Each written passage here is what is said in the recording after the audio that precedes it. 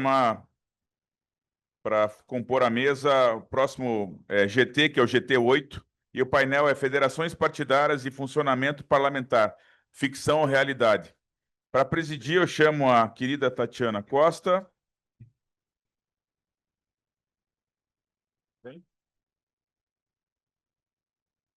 Como relator, Breno Ramos Guimarães. Apesar dos aplausos, quem vai substituir o Breno é o Lucas. Bem-vindo, Lucas. Painelistas internos, o nosso tesoureiro Edson Borozowski e o doutor Vandilson Costa. E os painelistas... Olha, deixa eu falar para vocês uma coisa. Eu falei isso um pouco antes, tá? A bancada da Bahia, que era comandada apenas pelo Carlos Medrano, era muito tímida. Eu sentia falta. Mesmo no Copeg, que nós temos lá o... Não vou lembrar o nome dele. Mazei, exatamente. Que é super ativo, ele também vai meio sozinho lá. E daí agora os dois membros lá são muito queridos, a gente vai fazer um encontro lá agora. Quero deixar um abraço para eles, dizer que no dia 30 eu estou lá. E quero ser recepcionado por vocês lá também. Mas a empolgação, eu quero deixar aqui, senhor presidente, um prêmio de bancada mais animada. E é o da Bahia, não tem dúvida nenhuma. Parabéns, parabéns, parabéns. Pessoal de Porto Alegre que comeu bola, porque a passagem mais barata para vir para cá, por uma razão que ninguém sabe, é Porto Alegre e BH, R$ 400 para ir e voltar. Eu sei que vocês pagaram bem mais que isso. Então, a bancada gaúcha aqui, e faço aqui na presença do nosso tesoureiro, podia estar mais densa aqui. Mas não, a Bahia que veio experimentar aqui o doce de leite e a cachaça. Parabéns. E daí, e já tomando espaço, eu achei que tivesse mais atrasado, o atraso só de 10 minutos. Eu esqueci de falar dos nossos dos painelistas externos, que é o André Mainoni, que também está aqui com a gente, já está fazendo parte aqui da mesa. Eu agradeço mais uma vez. Ele que teve a sorte de ganhar uma das cachaças, não foi? Havana. Parabéns. Bom debate. Com a palavra, nosso presidente.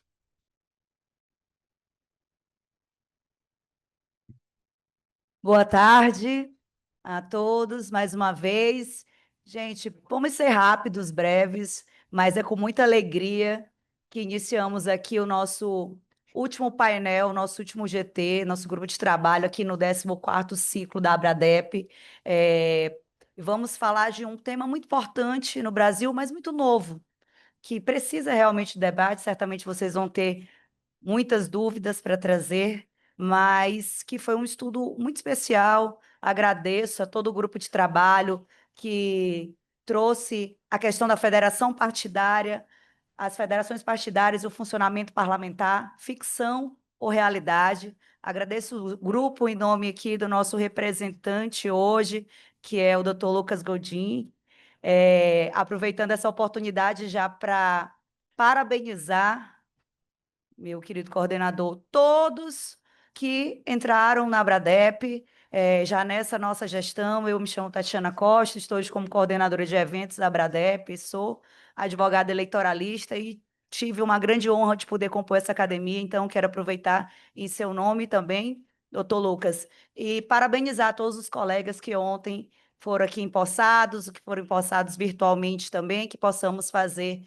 um rico debate dentro da nossa academia e contribuir para o processo democrático brasileiro, que é o nosso papel através da educação, para transformar a realidade da nossa sociedade. A Abradep tem essa contribuição acadêmica importantíssima no nosso país.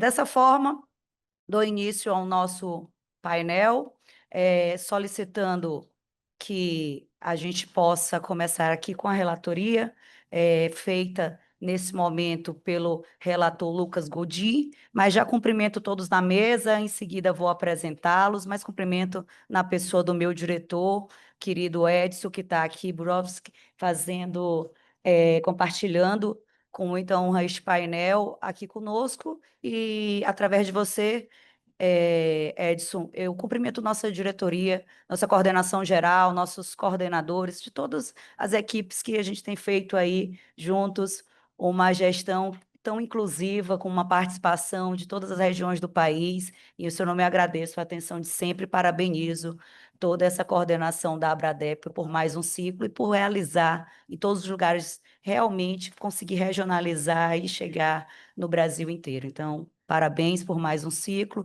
Dessa maneira, eu já inicio passando a palavra para o nosso relator, Lucas Godinho, agradecendo por poder representar este grupo e por todo o trabalho realizado por vocês. Por 5 minutos, com a palavra, doutor Lucas. Se eu passar o tempo, você me corta, tá, Tati? Não, 5 minutos. Pessoal, boa tarde, noite. Sei que está todo mundo cansado, então vou tentar ser o mais breve possível.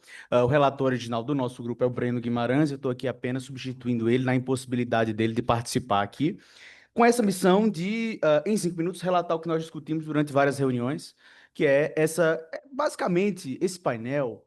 Ele dispõe sobre um dispositivo muito específico da reforma que adveio das federações partidárias, que é o parágrafo 1º do artigo 11A, que diz: aplicam-se à federação de partidos todas as normas que regem o funcionamento parlamentar. Essa é a primeira parte. E a fidelidade partidária é a continuação do dispositivo.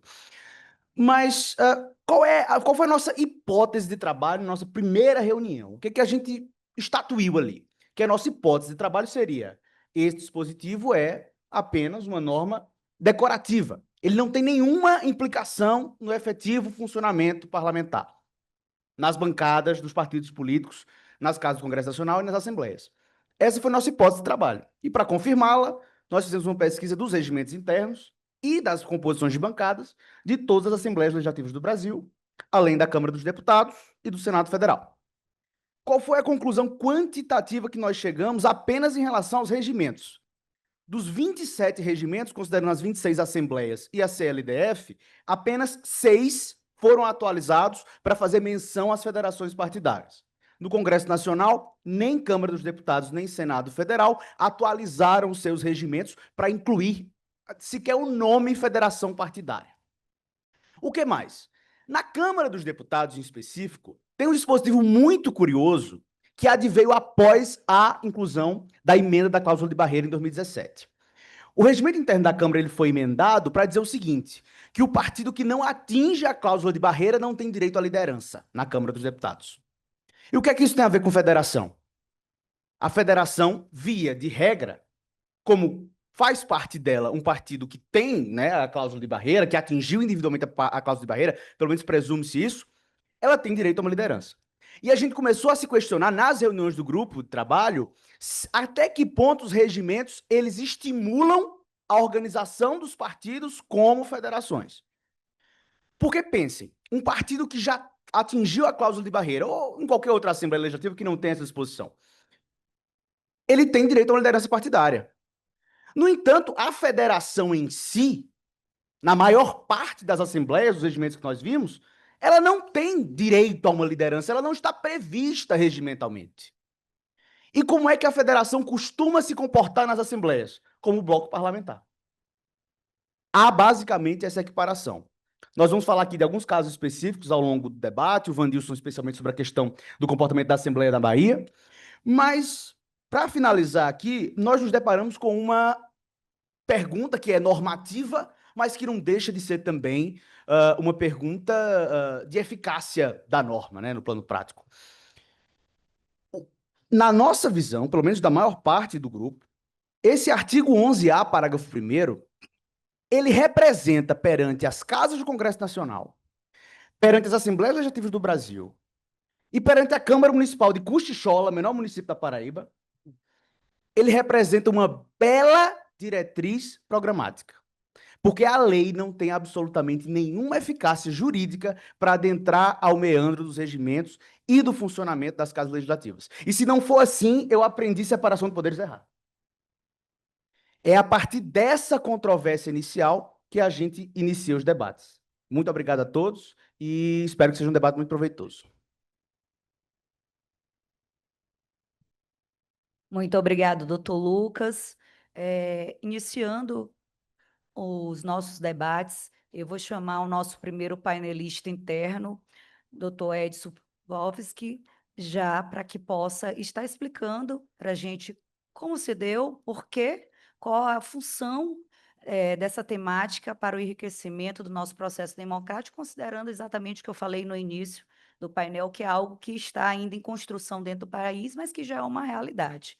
Então, que agora é preciso ter essas regulamentações para que nós possamos construir esse processo até de efetividade e respeitabilidade e reconhecimento dentro do nosso processo democrático das federações partidárias. Com a palavra, por 10 minutos, doutor Edson. Boa tarde, pessoal. Boa tarde a todos e a todas.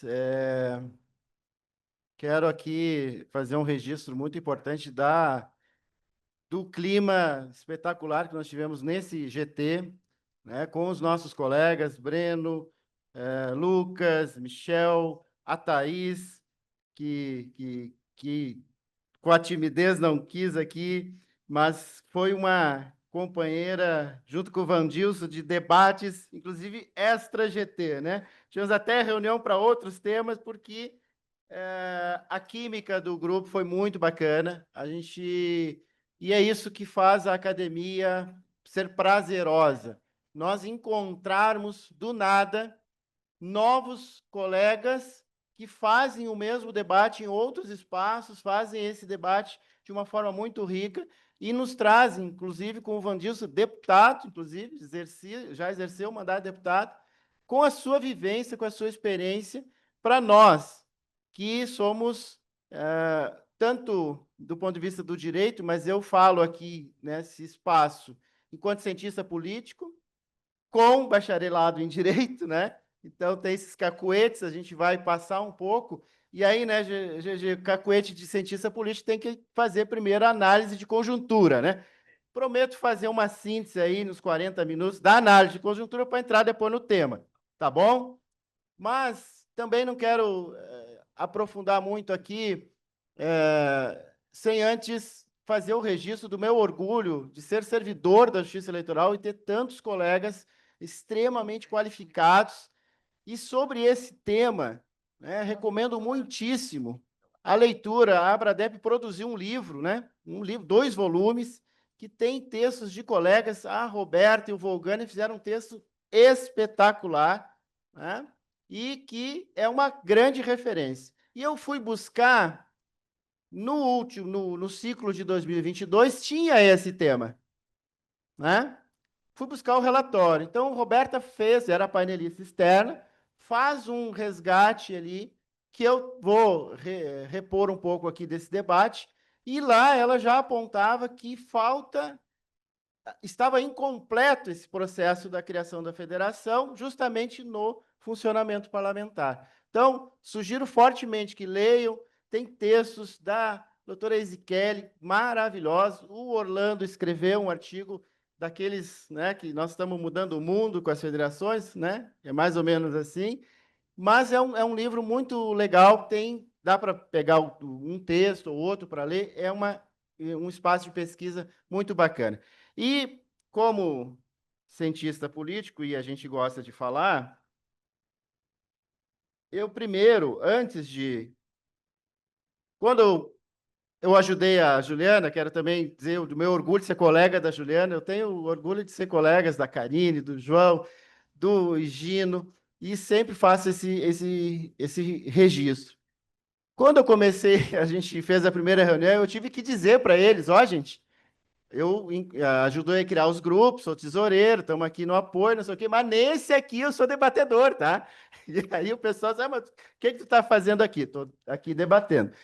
Mas, vamos falar das finanças? Hoje não. Hoje não, tá? Mas olha só, vamos pagar quem está parcelando, vamos deixar em dia a anuidade, tá bom? Pessoal da Joia aí, tá joia. O pessoal da Joia tá na inadimplência bem baixa, né, GG? Nossa, a nossa inadimplência baixou de 47% para 7%. Então, hoje não, mas a gente sempre deixa o recadinho aqui. É que o TCU tu sabe como é que é, né? Tipo o Pereira, assim, às vezes muda, né? Às vezes, né? Então, gente, fazer esse resgate de história, eu acho que é muito importante para compreender por que é importante discutir esse tema das federações hoje, porque nós temos um fato histórico neste momento em relação a esse tema, que eu não vou falar agora, vai ser a última tela, e que faz que nós tenhamos que rediscutir, revisitar e relembrar o contexto que as federações foram criadas. As federações foram criadas efetivamente em 2015, lá no PLS 477, numa conjuntura de impeachment, de fragilidade das esquerdas dentro do Congresso Nacional e, politicamente, uma alternativa a uma unificação desses blocos, através de um instrumento chamado federação. Depois, olha lá, 2015, não tinha proibição de doação de pessoa jurídica, era permitido coligação. A conjuntura é absolutamente diferente. Emenda 97, fim das coligações, cláusula de barreira, e FEFEC em 2017 também, e a federação só vai ser aprovada em 2021, depois de toda essa alteração radical. Aqui, efetivamente, o Brasil fez uma reforma política. E eu trato disso nos meus textos, da diferenciação de uma reforma eleitoral, que é meramente regras do jogo, de uma reforma política que mexe na forma como as pessoas fazem política, na forma como a política se organiza. Isso é reforma política. Então, efetivamente, em 2017, nós tivemos uma reforma política profunda e importante no Brasil. Mas, como o texto era de 2015 e não tinha mais o que fazer, porque ela foi aprovada em final de setembro, ficou com a mesma redação e a vida seguiu. E é um texto absurdamente simplificado. E aqui nós temos, de novo, que fazer um registro da Justiça Eleitoral, que é tão surrada, às vezes, no debate, às vezes, né, com um pouco de justiça, né? Vamos também não ser tão orgulhoso assim, mas nesse caso aqui, o texto é tão simplificado que a Justiça Eleitoral teve que fazer quase tudo. Quase tudo.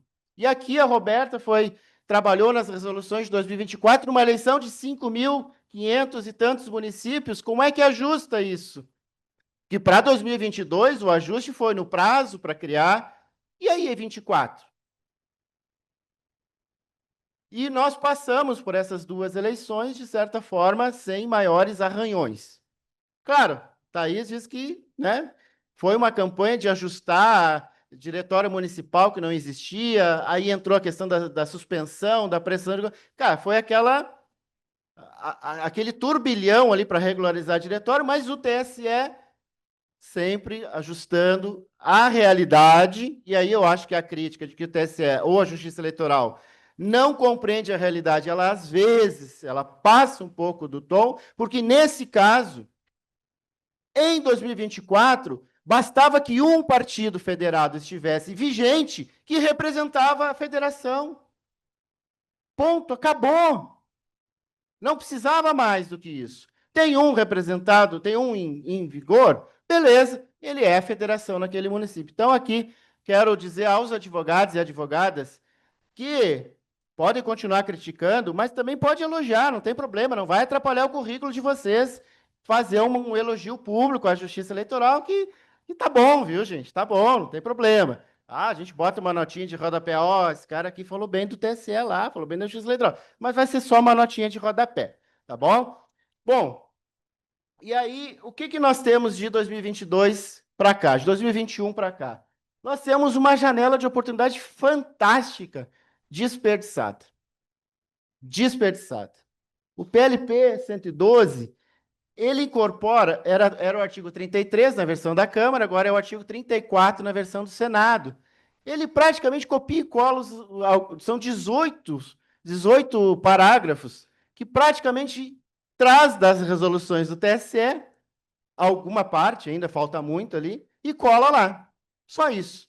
E lá no artigo 12 da Lei 9.096, agora ele vira o 51 do PLP 112, e eu até coloquei as duas redações, não mudou uma vírgula.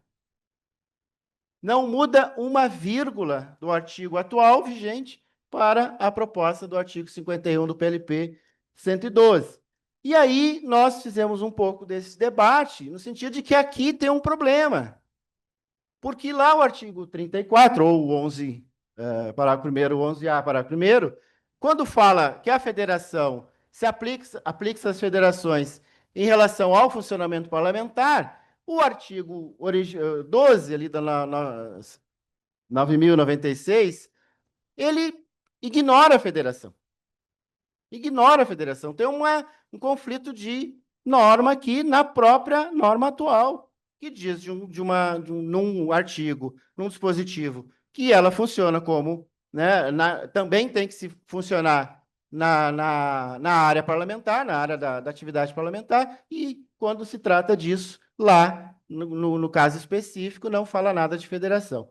Então, esse é um debate também que precisamos fazer, de repente, propor alguma coisa, ainda dá tempo, né, porque o código só vai...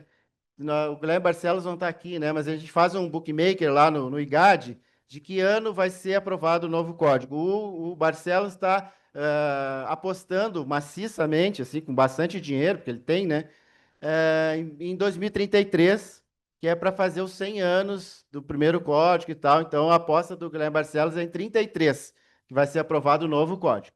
Eu acho que ele é otimista, viu? Eu acho que ele está sendo bastante otimista. E aí, a implementação incompleta, que a gente faz esse debate. Para mim, ainda é uma ficção. A Câmara, o estudo magnífico que o Lucas trouxe para nós, desse levantamento, eu faço uma avaliação de que ela tem uma compreensão envergonhada, já que a Câmara tem todos os partidos com representação. Então, assim, ficamos meio com vergonha de não constituir, de fato, na vida real, as lideranças pela federação. E aí os partidos que compõem indicam vice-líderes. Mas, como o Lucas levantou, não foi para o regimento interno da Câmara. Aí a política resolve, mas o texto não, de propósito. Deixa assim. O Senado, então, o Senado não está nem aí, porque o Senado funciona na política organizacional interna como blocos parlamentares, lá só tem PSDB e PT. Então, aí não teria maiores problemas. Mas nas casas legislativas, tem 6 estados que, como o Lucas falou, alteraram o seu regimento, mas também de uma forma bastante precária, de propósito, né, para deixar no papel, mas a gente vai ver depois como é que funciona, né? E aí nós temos, eu trouxe aqui, por exemplo, acho que não vai dar para colocar, a do Rio Grande do Sul, que é o artigo 14, parágrafo 2º, que fala que as representações partidárias reunidas em federação comporão uma bancada federada. Eles terão uma bancada, a federação. Mas, no artigo 17, diz que também haverá um líder por partido. Então, vai ter 2 líderes. Vai ter o líder da federação, o líder do partido. E aí, como é que a vida real resolve isso? Não resolve. Porque o PCdoB tem uma liderança, o PT tem outra liderança, e cada um segue a sua vida. E a federação? Não sei onde é que está. Mas lá na Assembleia do Rio Grande do Sul é que não está. Então, aqui para já chegar no final, na penúltima, para a gente chegar lá no fato novo, que esse tema, esse item aqui não é meu, é do Lucas, a palavra que ele usou e a gente acabou absorvendo, que falta aqui, nesse espaço legislativo, um incentivo. O que nós tínhamos em 2015? Uma disputa muito violenta no Congresso Nacional, que um bloco da esquerda precisava rearticular as suas fileiras para enfrentar o golpe de 2015 com a presidenta Dilma. Em 2021, precisa rearticular para não perder recursos do fundo. Então, havia um incentivo. Qual o incentivo que as federações têm para se organizar do ponto de vista parlamentar para efetivamente dar esse último passo na sua implementação? E aí a gente diz que eles não têm incentivos, eles têm prejuízo. Aqui trouxe no grupo, e eu trago aqui, por exemplo, Caxias do Sul, que é a cidade que eu moro, né? Tem 23 vereadores. Se um partido tem 2 vereadores e um dos 2 vereadores ou vereadoras troca de partido e cria uma nova bancada, automaticamente está no regimento a criação de um novo cargo de assessor de bancada. Para que eu vou unificar? Para que eu vou juntar? Vou ter que demitir assessor? Não, a gente não faz isso, né? Então, a gente deixa, nós estudamos assembleias, mas, obviamente, que nas câmaras municipais é muito mais distante a realidade das federações. Então, só para trazer outra questão, que a Thaís fez uma pesquisa maravilhosa, está no relatório, o nosso relatório não tem 8 páginas, dá para ler, tranquilo, rapidinho, está bem explicadinho, tem até tabela, né, Lucas? Tem uma tabelinha, só não tem as fotos, que daí a gente achou que era demais, né, também aí, é meio tímido, né, modesto. Mas vejam bem, não existe norma forte nos próprios estatutos das federações. Brasil da Esperança, garantir que seus parlamentares cumpram com as decisões da federação quando houver fechamento da questão. Quando é que fecha a questão? PSDB e Cidadania, atuação conjunta dos partidos federais. Vamos atuar junto aí, gente, né? Tem uma resolução, teria que ter uma resolução para o funcionamento, mas as lideranças atuam como mera proposição e indicativo. Não vincula os parlamentares. Isso está no estatuto. E aí, gente, olha o do PSOL da rede. A autonomia das bancadas, acabou. Nós criamos uma federação, beleza, vai ser aplicado na eleição, o TSE resolve lá para nós, aqui, cada um por si. É isso que está escrito aqui. E aí nós temos, para fechar, isso aí. O fato novo que eu quero aqui, como cientista política, trazer, e acho que a academia tem aí um fato muito, muito significativo para fazer um debate, quem sabe uma nova rodada aí de artigos, vamos pensar, né? Porque o fato novo é a reunificação da Arena na nova federação Brasil Progressista, né? União Progressista. Se vocês forem ver os livros de ciência política, há uma cisão, né, lá na década de 80, PSD, PDS, depois PFL, e aí vai, e agora os 2 partidos que lá atrás deram origem à União Brasil, Democrata, PP, Progressista e tudo mais, retomam uma unificação pragmática, programática. Vejam, aqui nós teremos um grande campo de pesquisa para ver. Vai funcionar na atuação parlamentar? Porque esses partidos, vejam, para fechar agora, acho que eu estou com algum minuto já? Tá.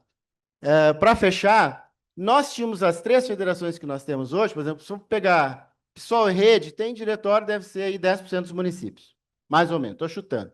Né? PSDB, Cidadania deve ter também máximo 10%.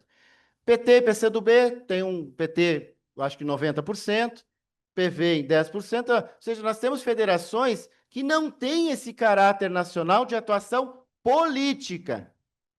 E um dos problemas que já são identificados aqui nessa nova federação é que, em grande maioria dos municípios pequenos, né, lá no Rio Grande do Sul, são adversários políticos ferrenhos no município. Como isso vai se dar na vida política e no funcionamento parlamentar, porque esses partidos efetivamente têm bancadas. E bancadas fortes, e bancadas grandes. A federação vai ser a maior bancada do Congresso Nacional. A União Progressista, é que não está registrado, a gente não incorporou no computador cerebral aqui. Então, essa federação vai ser a maior bancada do Congresso, vai estar representada em todas as assembleias legislativas e em grande parte das câmaras municipais. Então, é um case para a gente estudar nos próximos períodos e aqui no próximo ciclo voltar para contar um pouco de como eles efetivamente estão atuando. Obrigado, gente, pelo espaço e lembrem da anuidade, tá bom?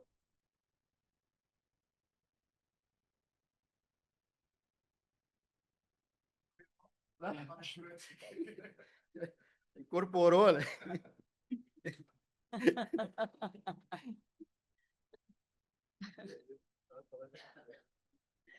Parabéns. Excelente. Muito obrigado, querido Edson. Todos nós também, né, percebemos a importância da primeira mensagem antes de iniciar os debates aos colegas abradepianos. O nosso coordenador tesoureiro deixou uma mensagem importante, mas trouxe essa visão como cientista político, trouxe toda a contextualização de como iniciou esse processo de instituição. As primeiras eleições foi em 2022, que a gente incorporou o modelo de federação partidária, e eu acredito que até agora, depois a gente já teve nas eleições municipais de 2024, realmente é um instituto muito recente, e a gente ainda tem muito aí a avançar, especialmente no âmbito das assembleias legislativas. A gente vai trazer esse trabalho com câmaras legislativas também de todo o país. A gente colocou dentro desse grupo de estudo, o GT, falou sobre isso, e para tratar do assunto, para trazer a experiência de forma muito especial que aconteceu lá na Assembleia da Bahia. Foi reconhecido aqui que os baianos estão com grande representatividade, então a gente vai saber hoje o que é que a Bahia tem para o Brasil aprender, e eu já parabenizo também essa delegação, a importância. E eu falo também, estando aqui em Minas Gerais, que Minas é o pedacinho nordestino, eu que sou nordestina lá de São Luís do Maranhão, é um pedacinho nordestino no Brasil, porque o abraço é caloroso, né, doutora Isabela Damasceno, minha colega ali de ordem, e a gente também tem a alegria de poder estar aqui com o Nordeste reunido em Minas. Mas para falar disso, eu vou convidar esse nosso novo integrante, hoje com muita honra de chamar de painelista interno da Abradep, porque além de advogado, de forte atuação em várias eleições, ser também especializado em partidos políticos, representando partidos, ele hoje vai poder trazer experiência como deputado estadual, como alguém que participou ali desse processo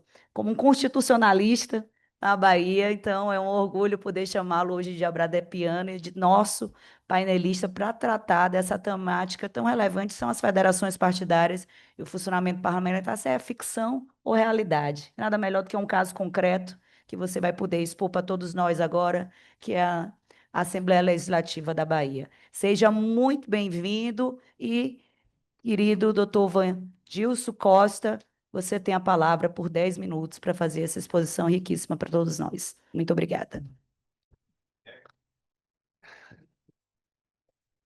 Boa noite a todos e todas. Antes de tudo, quero registrar aqui a minha honra de estar aqui, meu presidente Sidney, e uma alegria imensa. E quero fazer uma saudação aqui também na pessoa da minha querida, estimada coordenadora também da CG aí, Renata Mendonça. Eu saúdo todas as mulheres abatepianas. E na pessoa de Edson, eu quero saudar também aí, é um mineiro que está nos recepcionando de forma maravilhosa, né? Então, é uma alegria muito grande. Mas eu busquei sistematizar, assim, a minha intervenção aqui, porque eu me senti muito honrado em também fazer parte desse grupo, né? Eu fui brindado aí em atuar aqui como painelista, né? Eu sou recém-chegado na Abradep e estava muito assim na expectativa de participar do ciclo em si. Aí, na condição de painelista, já me engrandeceu assim imensamente, né? Então, eu vou fazer leitura para a gente otimizar aqui o tempo também. Então, gostaria de iniciar agradecendo ao grupo, né, pela indicação do meu nome para participar desse importante debate, dessa mesa, integrar esse importante tema, né, que é discutir as federações, né, e acredito também que essa indicação ela ocorreu assim muito, em grande parte, porque eu, ao me apresentar no grupo, lancei uma posição de que, para mim, as federações não eram uma ficção, eram uma realidade, tomando muito como base, como referência, a Bahia, né? Porque na Bahia, eu não sei se é por conta também da composição da federação na Bahia. Na Bahia, é quase um terço da Assembleia é da Federação Brasil da Esperança, né? Tem 19 parlamentares. E lá, antes mesmo das eleições de 2022, já estava se discutindo a mudança no regimento interno para transformar em realidade o que a lei que alterou a 9.096, né, a lei 14.208, introduziu no artigo 11. Então, a Bahia, em certo aspecto, foi a pioneira a introduzir essa mudança, né? Então, eu também agradeço assim a diretoria parlamentar da Assembleia Legislativa, que foi quem iniciou a mudança no regimento interno, e, por conseguinte, a própria mesa que acolheu imediatamente, e já em 2022, já constava do regimento interno a assunção desse Instituto da Federação. E lá não é só no regimento, é na prática.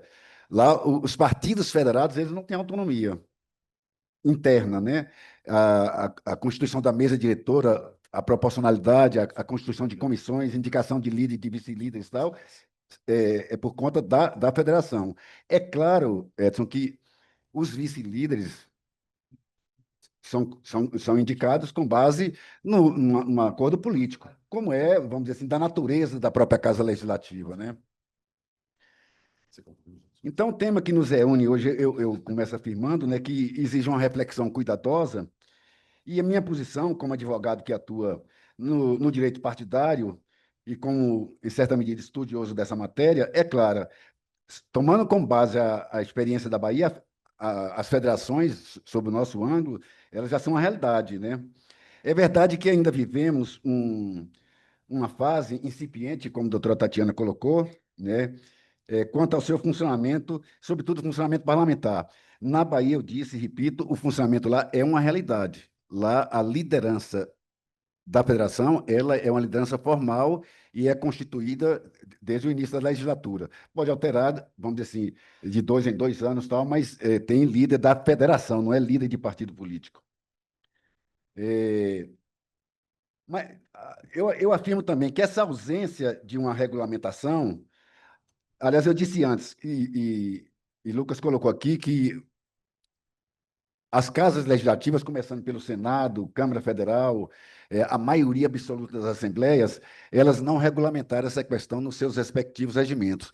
E aí, se for para as câmaras de vereadores, eu, pelo menos no estudo que eu fiz na Bahia, não existe Câmara de Vereadores nenhuma que eu tenha localizado alguma regulamentação em seus respectivos regimentos, né? Agora, contudo, eu entendo que, mesmo com essa ausência de regulamentação, a gente não pode fazer uma afirmação que confunda isso com inexistência ou mesmo uma inviabilidade da federação. Eu não adoto esse entendimento. A federação está prevista em lei, como foi dito, né, no artigo 11A, existe juridicamente, tem registro perante o Tribunal Superior Eleitoral, já se reflete nas bancadas eleitas, pelo menos no nosso caso lá no estado da Bahia, e a sua implementação regimental é um passo necessário, mas ele não condiciona a sua existência. E é justamente nesse ponto que a experiência baiana ganha relevo. Na Bahia, a ALBA incorporou, como disse antes, no seu regimento interno, no artigo 36A, 36B, 36C e 36D, dispositivos específicos que tratam do funcionamento das federações. Com isso, reconhece que essa entidade, ou que essas entidades, devem atuar como uma única bancada, com todas as prerrogativas regimentais, direito a indicar membros para as comissões, participar da mesa diretora, compor colégio de líderes, indicar líder e vice-líderes, utilizar o tempo de fala e exercer de forma unificada a representação parlamentar. Em outras palavras, deu efetividade ao que a Lei 9.096 havia determinado no artigo 11A. Esse passo, aparentemente técnico, tem enorme valor político. Ele assegura que a federação não seja tratada apenas como um arranjo eleitoral para superar a cláusula de barreira, como aqui foi dito, mas sim como um ente político estável, de longo prazo, com identidade própria no parlamento. No caso baiano, a inovação regimental conferiu às federações a mesma condição de um partido político isolado, mas com a peculiaridade de congregar dois ou mais partidos. No caso, tem a Federação Brasil da Esperança e tem a Federação do PSOL, que o PSOL hoje atua sozinho porque o outro partido não tem representação. Aqui vale uma breve reflexão sobre a Lei 96, no seu artigo parágrafos 1º e 2º. O parágrafo 1º determina que às federações aplicam-se todas as normas que regem o funcionamento parlamentar e a fidelidade partidária, tratando-se como um ente único e legislativo. É claro que isso aqui, como foi dito aqui, ainda está, em certa medida, no papel, na maioria absoluta das casas legislativas. O parágrafo 2º assegura a preservação de identidade e autonomia dos partidos federados. À primeira vista, pode parecer uma contradição. Como conciliar a unidade de ação parlamentar com a autonomia partidária? Mas, em verdade, trata-se de uma dualidade intencional, no meu ponto de vista. No plano externo, parlamentar e eleitoral, a federação deve atuar como uma bancada única, garantindo coesão e fidelidade partidária. No plano interno, cada partido mantém sua vida orgânica própria, sua identidade estatutária, seu programa e sua autonomia organizativa. Portanto, não há contradição, mas sim uma construção de um equilíbrio entre dois valores constitucionais: a necessidade de estabilidade e coerência no sistema representativo e a preservação do pluripartidarismo, marca fundamental da democracia brasileira.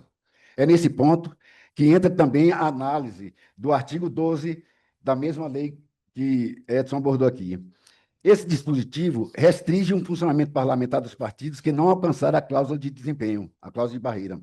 À primeira vista, poderia haver uma tensão com o artigo 11A, pois este permite que os partidos pequenos se unam em federação e, assim, superam coletivamente essas restrições.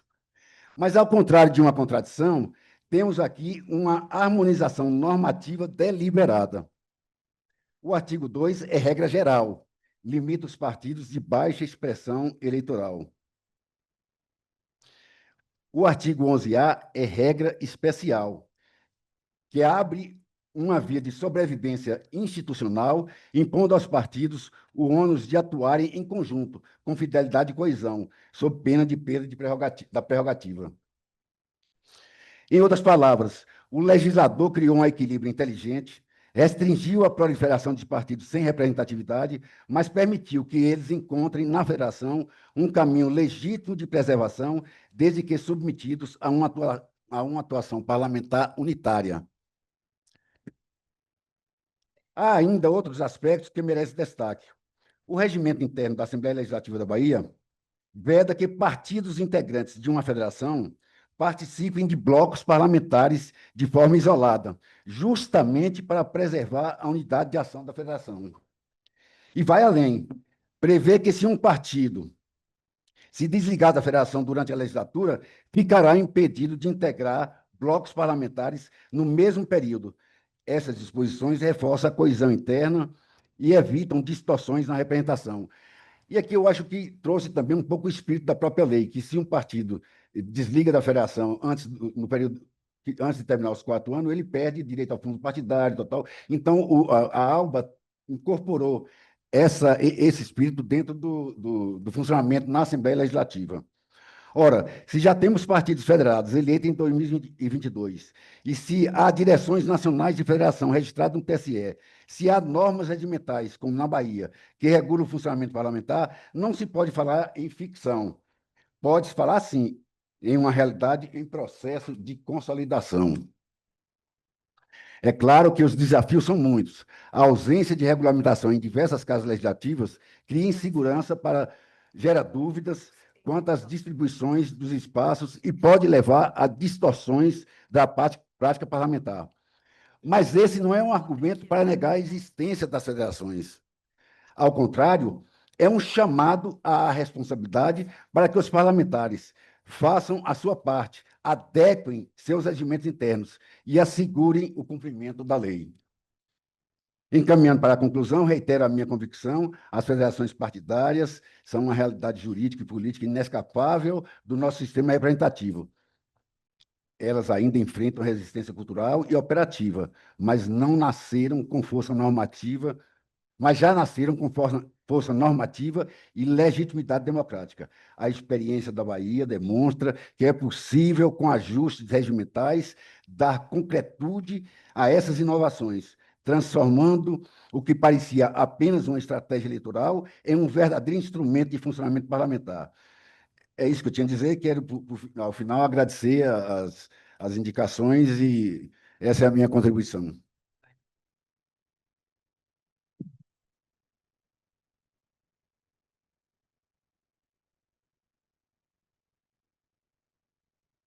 Muito obrigado.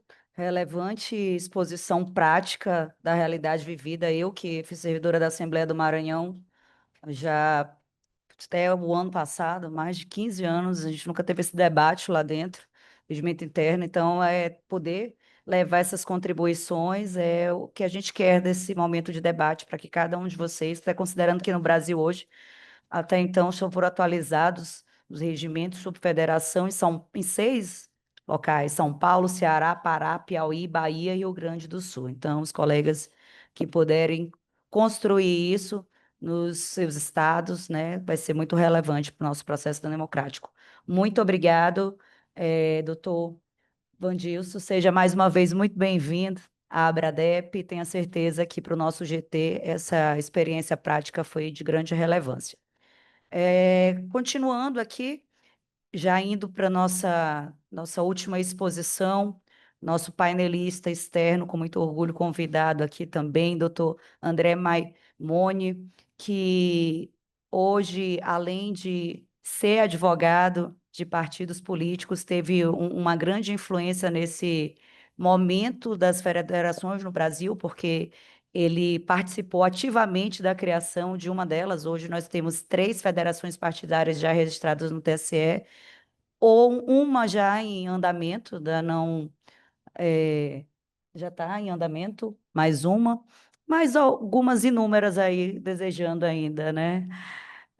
Mas a gente tem hoje a Federação Brasil da Esperança, temos a Federação PSDB Cidadania e temos a Federação PSOL Rede, que foi exatamente a que o nosso colega hoje vai poder trazer essa experiência, pôde participar do processo de constituição dessa federação, como representante partidário, que é o doutor André Maimone, que hoje também, apesar de ser de São Paulo, atua em Brasília e tem essa experiência de atuação em vários estados e está aqui hoje para contribuir no nosso debate, trazendo essa sua importante experiência do início do nosso processo de instituição de federações no país.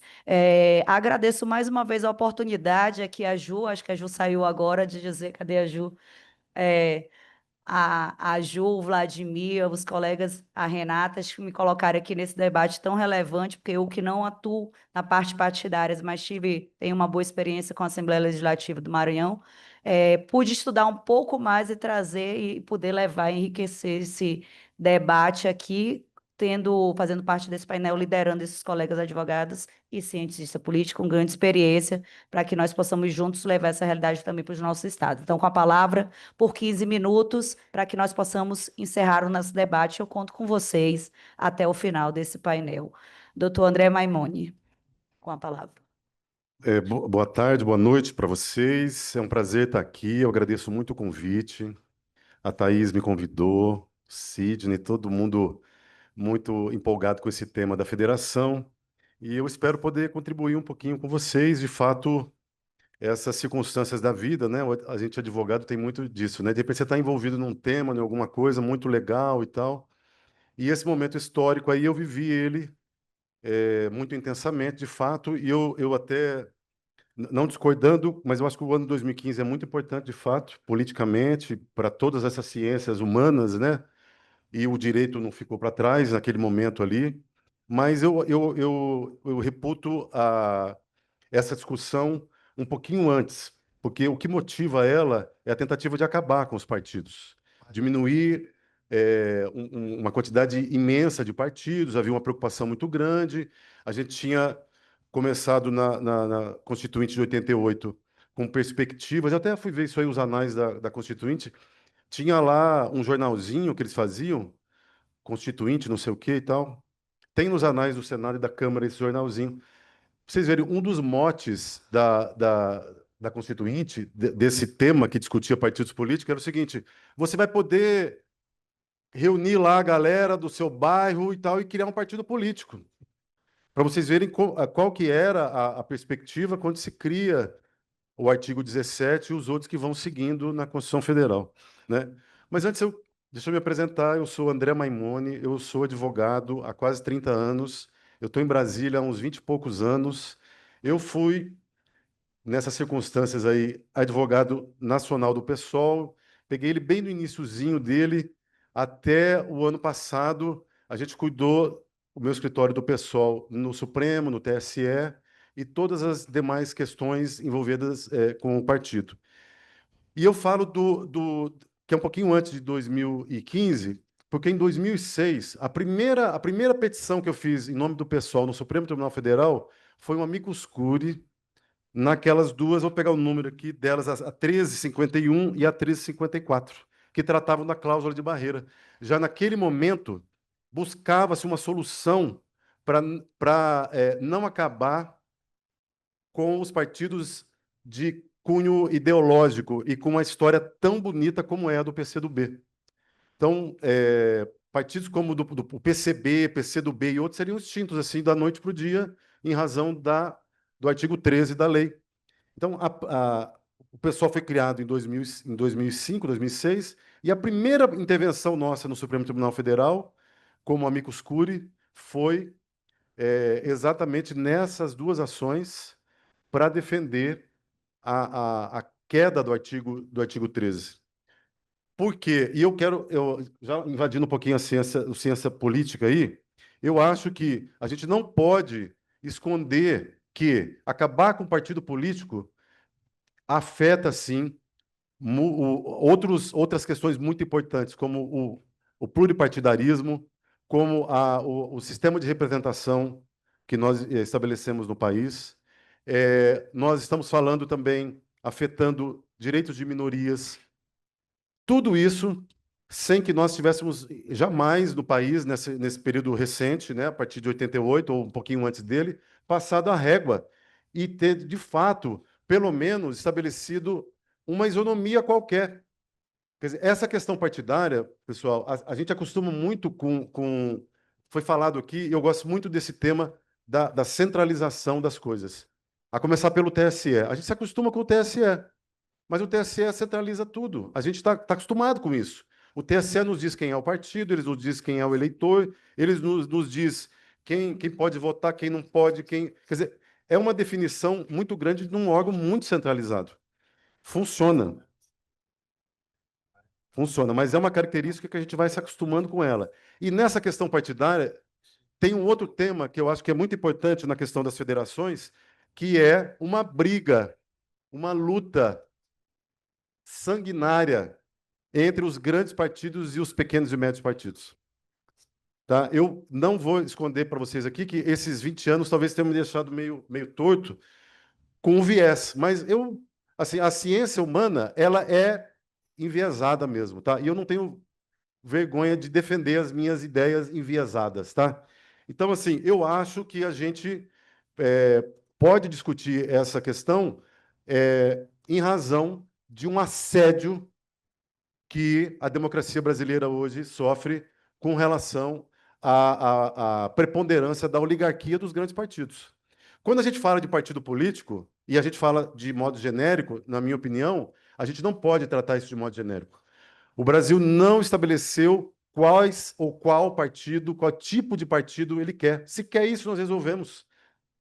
A Lei 9.096, na pressa, na correria, porque ela tinha que sair de qualquer jeito, coisa e tal, ela sai muito tempo depois da Constituição de 88, ela tinha que ter saído muito próxima para a gente regular essas questões, e deixou de definir uma série de coisas, na minha opinião.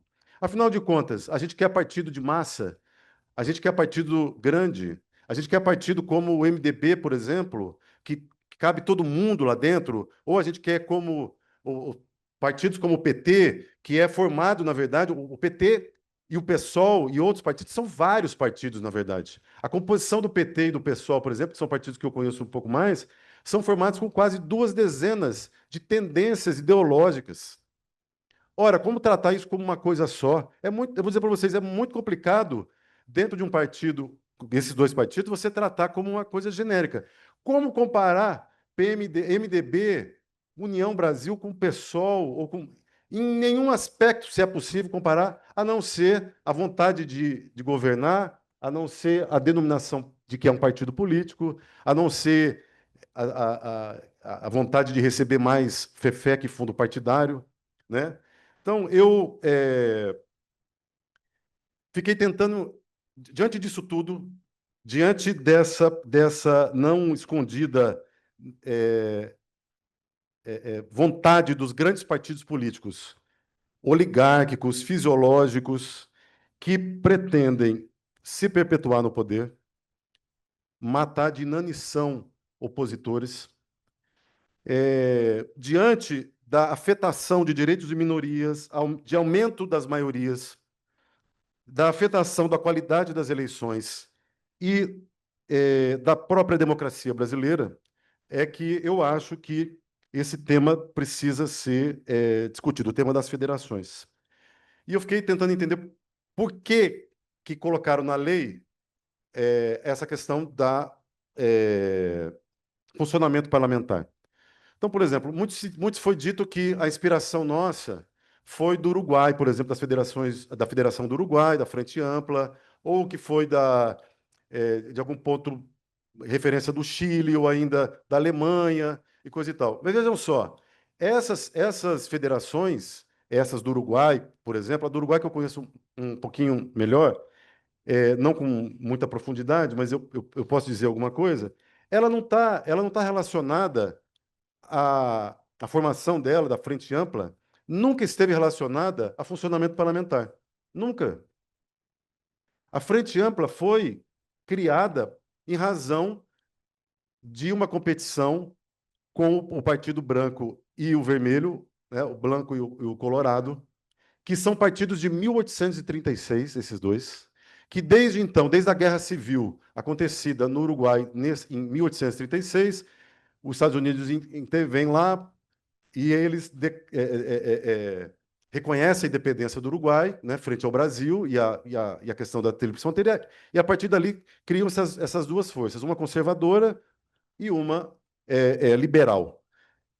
Desde então, foi se perpetuando esses dois partidos, com a formação de algumas outras forças e tal, e vem, então, uma disseminação grande, multipartidária, de movimentos sociais, de agrupamentos, e fazem a Frente Ampla. E a Frente Ampla, vejam vocês, por que a lei, por exemplo, eu me pergunto assim, e eu faço para vocês essa pergunta, por que, ao invés de ter colocado funcionamento parlamentar, não falasse, por exemplo, composição de governos? O PT, nós temos uma federação hoje que ganhou as eleições presidenciais. Nós temos federações que ganharam eleições de governos. E por que na lei não está dizendo isso lá? Porque tem uma lógica de funcionamento político muito próprio na composição disso, né? Mas a gente não tem a capacidade como sociedade, eu entendo, de colocar uma cláusula como essa. Porque, eu vou dizer para vocês, é inócua. Pouco importa você colocar isso.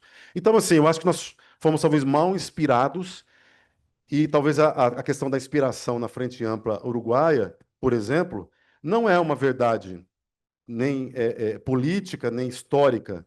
Na verdade, na minha opinião, como a gente, de fato, em 2015, tínhamos aquelas circunstâncias políticas todas que exigiam uma postura da nação convulsionada politicamente, a gente não tomar uma medida tão drástica como essa de encerrar uma série de partidos, né, o funcionamento deles. Partidos que funcionam bem, partidos que têm ideologia muito bem definida, muitos deles que seriam diretamente afetados. Partidos que têm, por exemplo, na divisão do FEFEC, de um modo primordial, de modo inédito e inicial, divisão para mulheres, para negros, para indígenas, para outras populações marginalizadas ou minoritárias, como é o caso do PSOL, do PT. O PT, por exemplo, a gente discutia, distribui, por exemplo, o FEFEC deles em razão das tendências que estão lá dentro, que são vários partidos. O PT é só uma grande capa. Tem muita coisa lá dentro. Assim é o PSOL também. Então, respeita isso. Diferentemente, por exemplo, do MDB, que nas eleições de 2018, salvo engano, ele dividiu o FEFEC para aquela eleição para os estados. Porque os grandes caciques estaduais simplesmente não aceitavam, e o MDB também é um monte de partidos, né, porque são partidos, em cada estado tem um MDB diferente, né, o do Paraná é um, do Rio Grande do Sul é outro, e coisa e tal, e dividiu dessa forma o FEFEC, sem se preocupar com qualquer outra circunstância de natureza de política pública, de ação de afirmação, de qualquer coisa. Tá? Mas é o partido que nós vamos nos inspirar e que não corre o risco de nenhuma dessas reformas que aconteceram aqui, nenhum risco. Só cresce, só fica mais... Eu estou dando um exemplo só, né? Mas podia falar de qualquer outro desses grandes partidos. Tá bom? Então eu fiquei pensando por que colocaram, então, o funcionamento parlamentar. Bom, e a gente está buscando aqui, eu acho, eu posso estar enganado, mas, afinal de contas, nós somos ludibriados, criaram a federação, forjando um tipo diferente de coligação. É possível. Eu acho que é possível que isso tenha acontecido. Só que nós temos que entender, eu acho, assim, que reconhecer que tem funcionado muito bem, eu acho, as federações. Tanto tem funcionado muito bem que a lógica mudou. A lógica agora, na minha opinião, é a divisão do orçamento público. Essas duas grandes federações que devem acontecer, e a do PRD e do Solidariedade, que já pediu o registro lá, né? Como é que ela chama? Eu anotei aqui, Renovação Solidária. Eles tiveram um problema com o estatuto lá, houve uma diligência para alterar as regras. A perspectiva não é uma perspectiva de alterar a governabilidade, de alterar que isso atrapalha a governabilidade, que não tem nada, isso não tem nada absolutamente, eu acho que é uma lógica muito própria do funcionamento do parlamento brasileiro, seja ele o Congresso Nacional, seja ele as Assembleias Legislativas. É visando o orçamento público. Não é possível analisar, eu acho, essas circunstâncias sem você falar do orçamento secreto, sem você falar das emendas parlamentares impositivas na quantidade avassaladora que elas acontecem hoje no Brasil. A federação, inclusive. Então, essas grandes federações, eu acho, é possível, ter uma suspeita, mas pode ser que não, miram esse tipo de perspectiva de mandar, de fato, no orçamento brasileiro. E aí nós não vamos mais ficar salvando pequenos partidos ideológicos. Para que acabar com partidos ideológicos com pautas muito bem definidas? Nós vamos continuar com elas. Essa foi a lógica lá de 2006, naquelas duas ADIs no Supremo, o ministro Marco Aurélio relator, como eu acho que foi também em 2015. Né? E essa nova lógica das federações é que eu acho que ajuda a gente a entender que ela veio para ficar. Veio para ficar. Nas Assembleias Legislativas, eu, por uma dessas coincidências, também sou advogado da Associação Nacional das Assembleias Legislativas. E eu acrescentaria no relatório de vocês o Mato Grosso. O Mato Grosso tem um artigo 65A, que estabelece lá, repete o artigo 11 da lei com relação ao funcionamento. Bom, por que muitas assembleias não colocaram, na minha opinião, não colocaram nos seus regimentos internos? Primeiro, porque tem um estado, eu acho que é Mato Grosso. Mato Grosso, por exemplo, tem 4 deputados dos 24 que possui que pertencem a federações. Então, ele não haveria necessidade de fazer uma alteração tão grande em razão de uma legislatura que vai acontecer sem essa formação ali dentro, sem a necessidade de que isso aconteça. Então, esse eu acho que é um primeiro momento, uma coisa muito pragmática. Para que mudar o regimento interno se nós não precisamos dessa regra aqui dentro?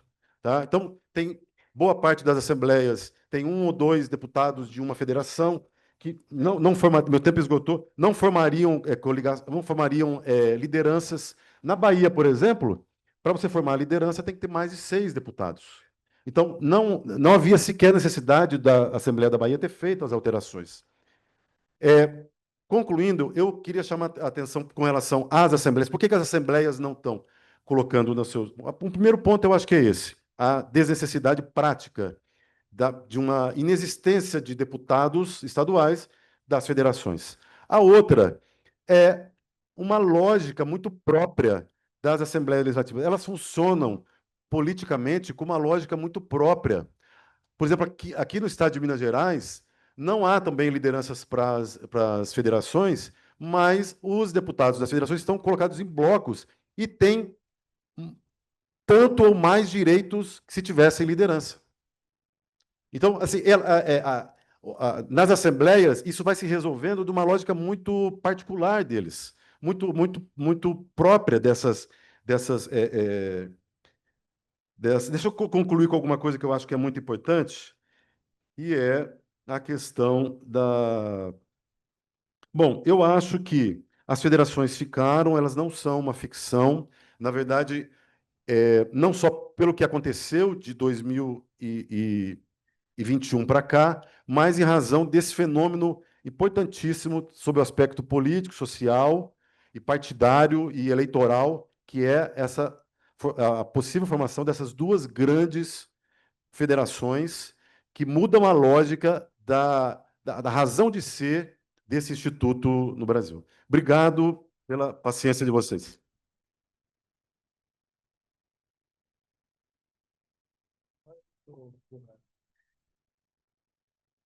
Obrigado pelas contribuições, a experiência compartilhada do doutor André Maimone.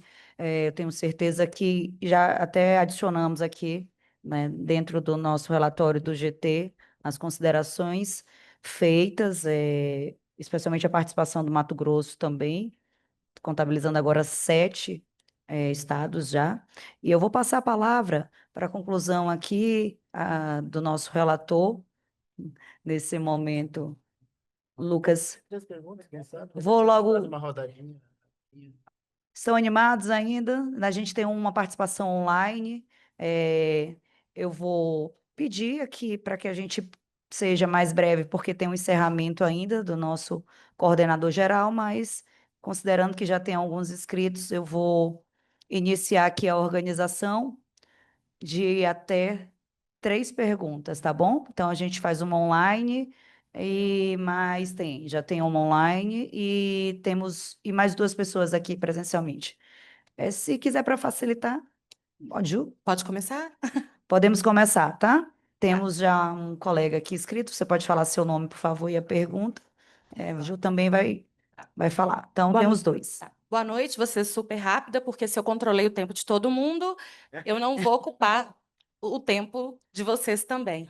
Mas é muito interessante o relatório, a discussão é muito interessante, mas eu queria fazer uma ponderação naquele sentido de que as federações elas só transportam aquela discussão dos próprios partidos políticos, como o doutor André falou mesmo, que no Brasil a gente tem partidos políticos criados, mas historicamente a gente tem a pessoa forte, sempre ou majoritário, ou os que antigamente a gente falava caciques, eu não gosto dessa palavra, os cabeças, os donos dos partidos.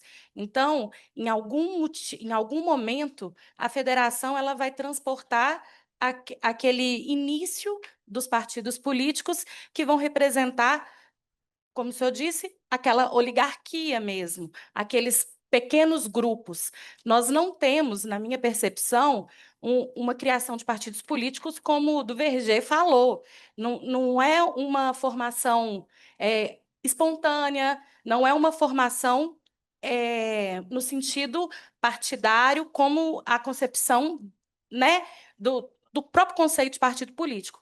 E o que eu queria passar para a mesa é, com as federações, e valendo que as federações elas vão continuar e vão progredir, principalmente por causa da distribuição de recursos, será que há mesmo, haverá alguma evolução com relação à atividade parlamentar? Porque, ao fim e ao cabo, o que parece que as federações são apenas um aglomerado de pessoas ou de entidades que precisam de mais dinheiro. É isso que eu fico pensando, se vai atingir, de fato, o objetivo das federações. Pequena contribuição. Obrigado, Ju. O senhor pode se apresentar e fazer a pergunta, por favor. Oi, meu nome é...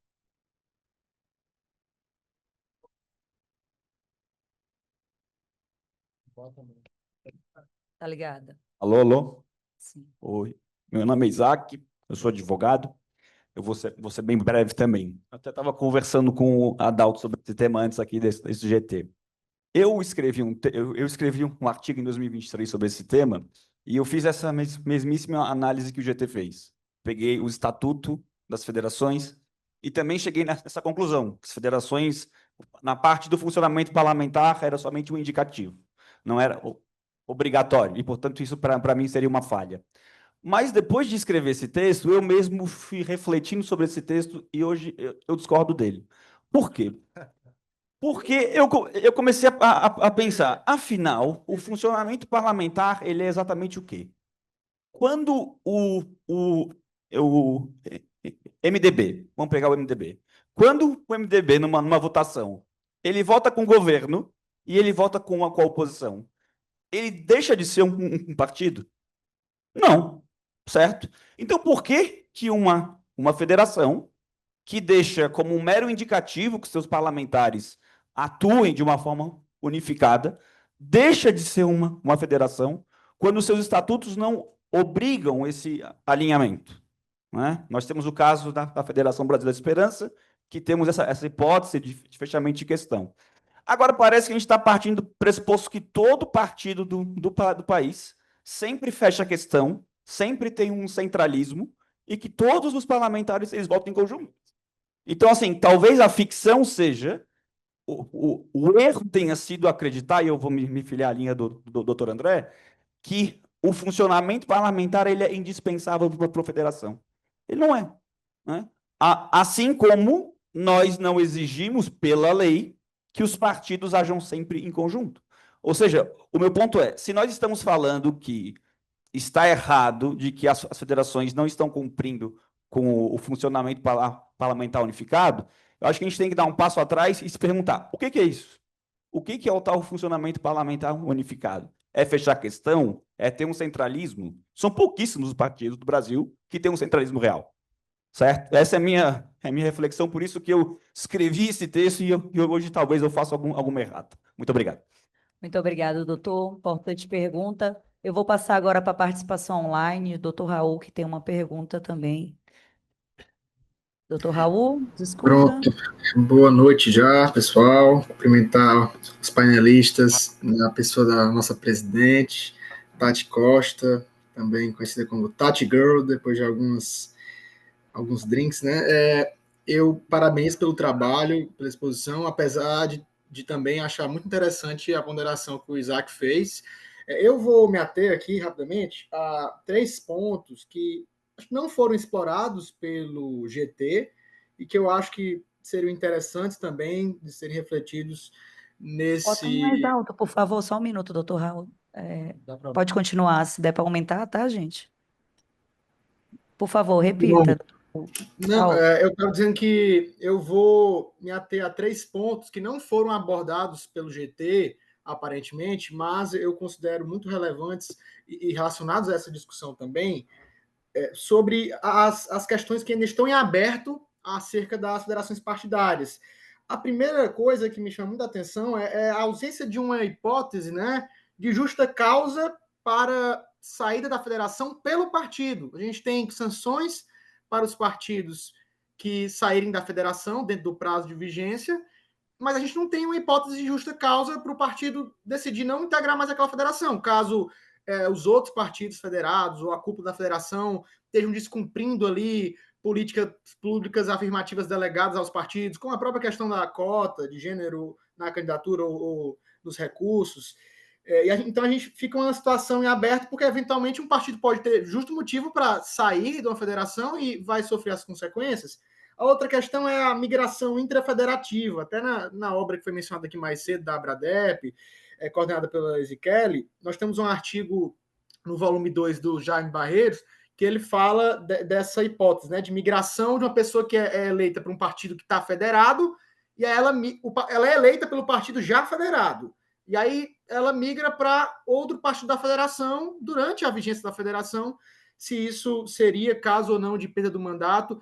Logicamente, o meu impulso também é concordar com o professor Jaime e dizer que sim, mas quando a gente vê o artigo 11, parágrafo 9 da Lei dos Partidos Políticos, tem lá que perderá o mandato da detentor de cargo eletivo que se desfiliar sem justa causa de partido que integra a federação. Para que existiria esse artigo se a lógica fosse, não, a federação funciona como um partido só, então não tem problema mudar de um partido que está federado para o outro.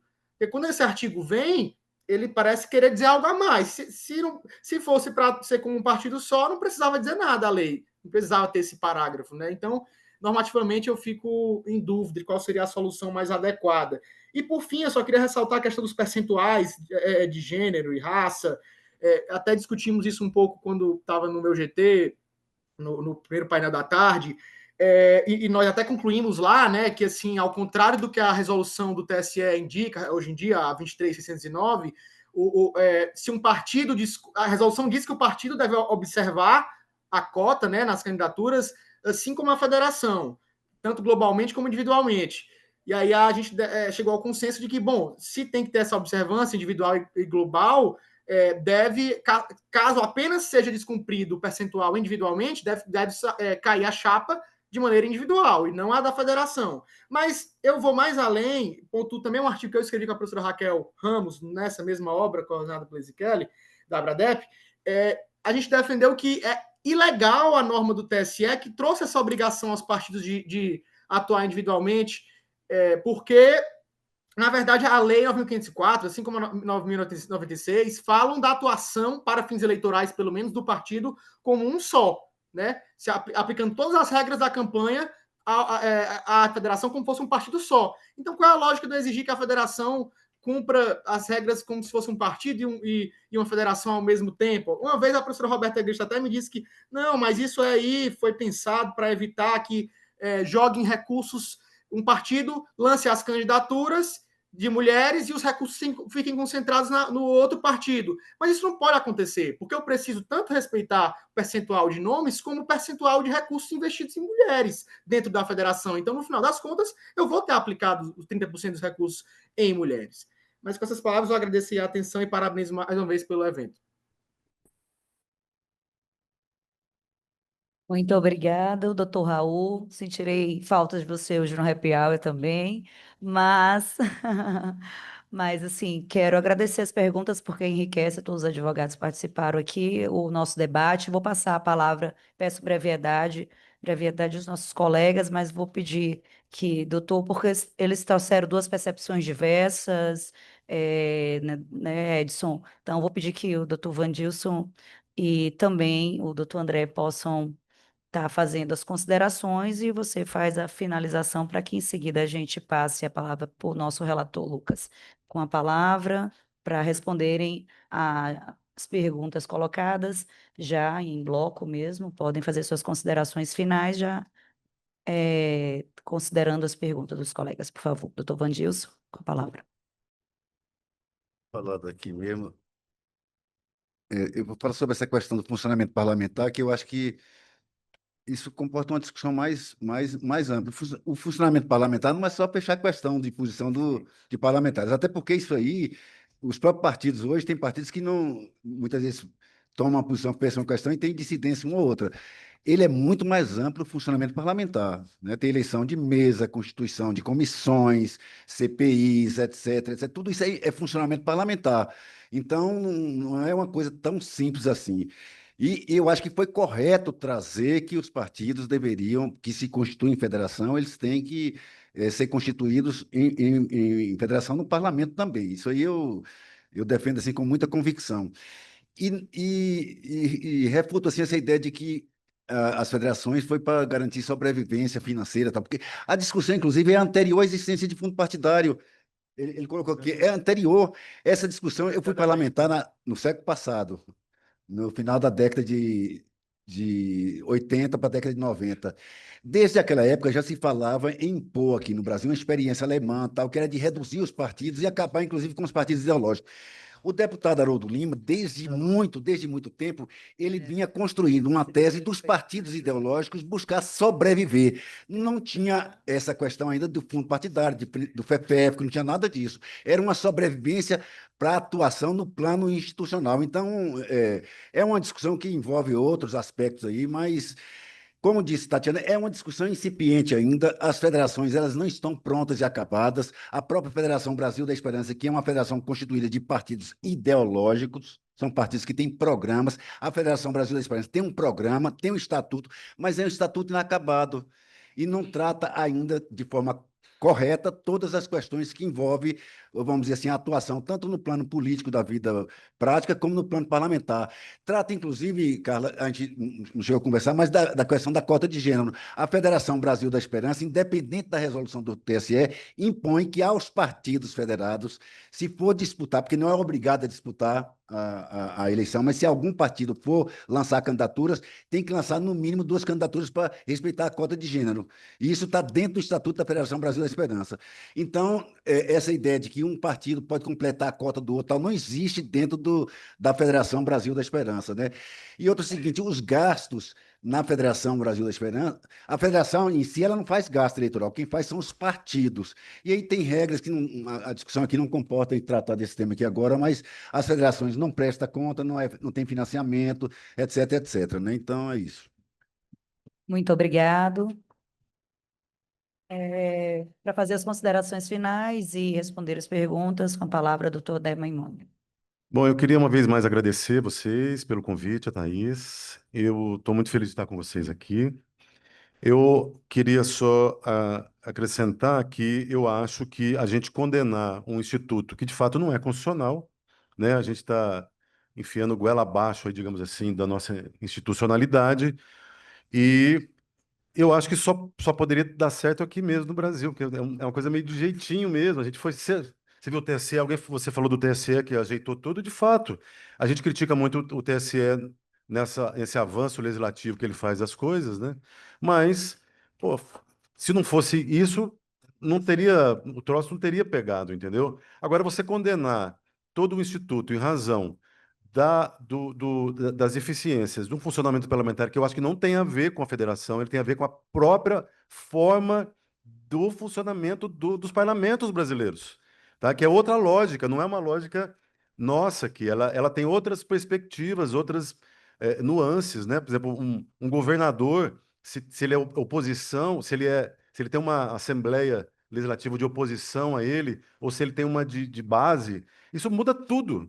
Absolutamente tudo, com relação a emendas parlamentares, até espaço de liderança, dinheiro de qualquer outra coisa. Então, assim, é outra lógica. Eu acho que nós não podemos condenar o Instituto. Ele veio, de fato, diante das nossas incongruências e indefinições, recalcitrâncias. Nós não definimos bem as coisas com relação aos partidos políticos e eu acho que a federação, de um modo equilibrado, justo, salva partidos extremamente importantes que vão dar um caráter, de fato, democrático para o Brasil. Porque sem esses partidos que estão se federando aí, a gente tem um outro tipo de democracia, um outro tipo de federação, um outro tipo de país. Então, a gente não estava disposto em 2015, como eu acho que ainda não estamos para esse momento político importante. Então, muito obrigado pela atenção de vocês e estou sempre à disposição da Bradep, tá bom? Muito obrigado pela presença, toda a experiência compartilhada, doutor André. E eu passo a palavra também para suas considerações ao querido Edson para concluir. Bom, gente, obrigado. E eu acho que o doutor André, no próximo ciclo, já vai ser colega, né? Acho que já está nas entrelinhas, né, GG? Tu entendeu isso, né? Thaís, resolve lá, tá? Mas, primeiro, acho que eu preciso fazer um ajuste aqui, porque quando a gente pensou o painel, a gente combinou, né, Vandilson, que eu seria o malvado e ele o bonzinho, né? Para poder, né, dar um pouquinho de caldo no negócio. Mas eu sou radicalmente favorável à criação das federações e eu acho que ela efetivamente cumpriu um papel fundamental na manutenção de um espaço democrático fundamental para o país, que é garantir que partidos que efetivamente têm... Cadê a Juliana? Partidos que efetivamente se constituíram ao longo da história política do Brasil com escopo ideológico e não com artimanhas legais para outras questões. Então, vejam, a federação efetivamente ela vem, mas o GT não entrou no debate porque efetivamente nós achamos que ela não tem guarida na Constituição. Né, doutor André? E a Ezequiel faz uma ADI muito bem fundamentada. O voto do ministro Nunes Marques é um baita voto. Sugiro que leiam. Eu gosto de ler votos divergentes. Porque ali há uma necessidade de uma fundamentação mais profunda para combater a maioria. Então, precisa aprofundar um pouquinho mais. Então, vejam. E outra, só para bem rapidinho, né? Então, a questão constitucional, questão da garantia da... Raul, pode mandar contribuições. A gente não entrou nesses temas porque não estava no escopo do GT. E, para finalizar, ontem eu conheço... A gente é vizinho do Uruguai, né, pai? A gente é metido a gente acha que é meio Uruguai também, né? É uma baita mentira, né? Gaúcho é esse, né? Mas eu estudei esse sistema político mais da metade acha, a outra metade tem certeza, né? Eu trouxe ontem aqui meus últimos 2 exemplares sobre o livro que eu escrevi sobre o Uruguai, né? Tá para vender daí era para me exibir aqui, mas daí o pessoal comprou lá, eu tive que vender porque o boleto vence, né? E ele tá à venda na editora e tudo mais. Mas essa comparação com a Frente Amplio, ela é absurdamente equivocada, né? Me parece ser aquele debate que a gente ouve, né, colegas, da urna eletrônica. A federação é uma inovação legislativa para um problema brasileiro. A Frente Ampla foi uma solução política para o enfrentamento à violência terrorista do Estado terrorista uruguaio no início da década de 70. E mais, talvez, acho que a gente poderia pegar algumas referências da Frente Ampla, porque assim, o Uruguai, a Frente Ampla, permite que movimentos políticos, o MPP 609, que era do Mujica, que é do Mujica ainda, né? Ele morreu, mas o movimento continua.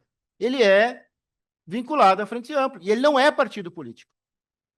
Ele não é partido político. É como se o MST fosse vinculado à Federação Brasil da Esperança, ou o MBL, a União Progressista, para tratar de 2 campos ideológicos opostos. Então, lá é possível fazer isso. Mas é um modelo que o Uruguai implantou para o problema do Uruguai. O nosso problema aqui é outro, nossa cultura política é outra, e talvez a gente tenha que buscar outras soluções. E mais, aí eu acho que entra... Veja como a gente tem debates aqui que se entrelaçam, né? O recurso público no Uruguai, ele não é entregue aos partidos da Frente Ampla. Ele é entregue à Frente Ampla. E a Frente Ampla que faz a distribuição para os seus partidos conforme o número de votos nas listas da eleição. Então, vejam, seria o contrário, seria o TSE entregar o dinheiro para o Brasil da Esperança e ir lá a federação entrega, o PT tem isso, o PTB tem aquilo, o PV tem lá. Então, veja como a lógica também é diferente, no sentido de que, financeiramente, você potencializa o Instituto. Aqui não. Aqui eles podem gastar com a federação e tudo mais, mas a federação nem presta contas, ou seja, financeiramente seria um bom motivo para a gente potencializar e crescer cada vez mais as federações. Eu sou entusiasta das federações, acho que a gente podia, já que alguém falou aqui, Quando se fala do artigo 17 lá, tem algum problema, faz uma emenda constitucional. Quem sabe a gente faz uma emenda constitucional para aí sim resolver a questão da federação na Constituição, porque hoje, na minha avaliação, ele não está lá. Obrigado, gente.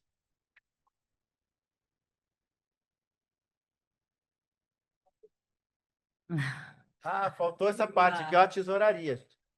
Faça sua consideração. Obrigado, Edson. Importante posicionamento. Eu concordo que é um assunto novo, mas é muito relevante sim, para o nosso processo democrático. E eu acho que ainda mais por essa questão de ter que ter a permanência.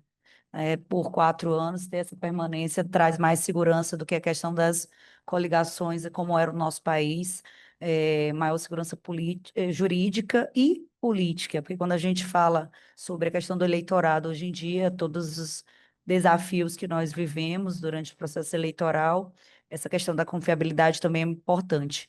E a pergunta vai ficar para vocês, as considerações finais vão ser feitas do GT pelo querido Lucas, que eu agradeço, parabenizando todo o grupo de estudo que desse tema tão relevante, mas desafiador, por ser algo muito novo, por ainda termos muitas dúvidas e por ainda faltar muito a ser regulamentado, especialmente na discussão sobre a questão da constitucionalidade. Então, desse instituto e como isso ainda pode ser feito no Brasil, e esse debate ainda vai, com certeza, nos reunir muitas vezes. Muito obrigada aos colegas que contribuíram, parabéns, Tovandius, pelo seu histórico na política, pela influência, não, pela importante participação hoje na Abradep, eu sei que vai engrandecer, e o convite aí já foi feito também para o nosso colega, para que, né, em breve seja um abradepiano doutor André, e assim eu finalizo dizendo parabéns ao GT e passo a palavra ao Lucas para fazer o registro final, colocando todas as considerações do grupo de trabalho, considerando também a participação de vocês no debate e a exposição dos nossos painelistas. Lucas, por favor. Pessoal, boa noite. Eu queria mais uma vez agradecer a Abradep, na pessoa do nosso coordenador-geral, pela oportunidade de, empossado ontem, já poder fazer parte de um painel. E para finalizar as considerações do GT, apenas uma questão de fato em relação ao que o Edson trouxe. União Progressista, Federação em Processo de Constituição, ela integra 2 blocos parlamentares diferentes no Senado Federal. União Brasil em um, Progressistas em outro. Isso é mais um aspecto que reforça por que essa experiência específica vai ser fundamental para que a gente diga se as federações, no âmbito parlamentar, vieram ou não para vingar. Mas aí eu pergunto, né, e estendo a vocês esse questionamento, que nós debatemos isso. Por que um partido que passou pela cláusula de barreira, tem uma bancada forte, integraria um bloco parlamentar? Isso aí é uma questão de ciência política, não é nem direito. E aí tem várias hipóteses, né? Na minha visão, a mais convincente, a mais comum, é devido à ocupação dos espaços proporcionais nas comissões. Porque aí eles têm mais espaço de barganha, fazem acordos, revezam a composição nas comissões. É para isso que um partido que tem liderança abre mão de ter um líder para integrar um bloco parlamentar. E aí eu pergunto, no caso do União Brasil e do Progressistas, que ambos poderiam ter bancadas solenes, com lideranças, mas eles resolvem entrar em blocos parlamentares e estão em blocos parlamentares diferentes do Senado Federal. Como é que a gente vai criar um incentivo para que esses partidos continuem federados? Ou melhor, para que o parágrafo 1º do 11A não seja apenas uma norma programática, como eu acho que ele é, sem eficácia jurídica nenhuma para os regimentos internos. E a resposta, uma provisória, que eu acho que todas as modelagens que a gente estudou foi em termos de incentivo institucional, a mais eficiente para resolver esse problema, é a modelagem da Câmara dos Deputados, que institui, que cria as vice-lideranças para os partidos federados. Por quê? Um partido federado que não atingiu a cláusula de barreira, ele não tem na Câmara dos Deputados direito à liderança, mas a partir do momento em que ele se federa, ele pode vir a constituir, isso não está previsto formalmente no regimento, mas já ocorre na prática, uma vice-liderança. Então, uma proposta que pode ficar para os parlamentos para a posteridade é a formalização das vice-lideranças, para que a gente veja de forma até topográfica uma federação funcionando dentro do parlamento, com os gabinetes das vice-lideranças e com um gabinete da liderança da federação tendo que coordenar essas microestruturas. Eu acho que isso é uma realidade topográfica que melhor espelharia o espírito da federação. E assim eu finalizo e agradeço a todos vocês. Obrigado, doutor Lucas. Agradeço a presença de todos vocês. Convido aqui o nosso coordenador geral, doutor Sidney, e logo em seguida peço que vocês se permaneçam para que nós possamos fazer um encerramento deste 14º ciclo da Abradep de debates e que juntos possamos construir. Até achei que era uma homenagem já ao coordenador geral, Sidney. Possamos construir, não. Quero convidar os colegas para que compõem a mesa também para fazer um registro final aqui, agradecendo a todos. Parabéns do grupo de trabalho, por favor, Thaís. Quem mais está do grupo? O GT. Está no virtual. Quem tiver virtualmente também, puderem colocar aqui para a gente, para que todos possam participar desse registro importante, reconhecendo o trabalho de vocês. Muito obrigado mais uma vez pelo convite, meu coordenador geral, Sidney, a Bahia ali presente, a Ju, que organizou, e o Vladimir. Muito obrigada.